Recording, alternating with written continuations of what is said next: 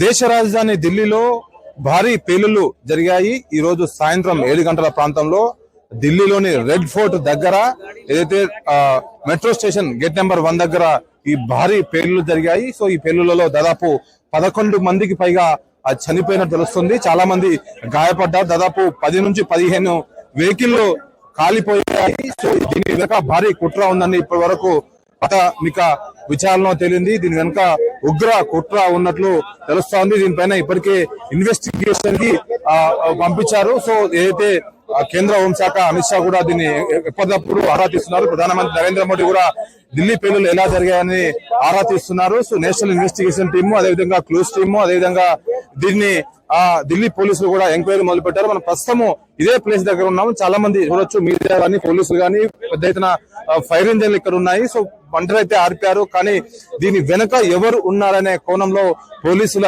అయితే దర్యాప్తు కొనసాగుతున్నది. సో గత 2 రోజులుగా చూసుకుంటే దేశవ్యాప్తంగా అక్కడ గుజరాత్ లో కానీ హైదరాబాద్ లో లింక్ ఉన్న కొంతమంది టెర్రరిస్ట్ ముఠాలను అరెస్ట్ చేశారు. సో ఈ రోజు ఉదయం గజియాబాద్ లో ఒక డాక్టర్ ఇంట్లో సంబంధించిన కొన్ని వస్తువులు దొరికాయి. సో దాని తర్వాత ఈ రోజు సాయంత్రం 7 గంటల సమయంలో ఢిల్లీలో రెడ్ ఫోర్ట్ అత్యంత రద్దీగా ఉండే మార్కెట్, ఢిల్లీలో అత్యంత ప్రధానమైన మార్కెట్. ఇక్కడ సెక్యూరిటీ కూడా చాలా ఉంటది, పోలీసులు కూడా నిఘా ఎక్కువగా ఉంటది. ఇక్కడ మొత్తం చాలా చాందనీ చౌక్ అనేది ఏషియాలో అత్యంత పెద్ద మార్కెట్ మనకి ఎదురుగా కనిపిస్తుంది. సో ఇలాంటి రద్దీ ప్లేస్ లో బ్లాస్ట్ జరగడం పట్ల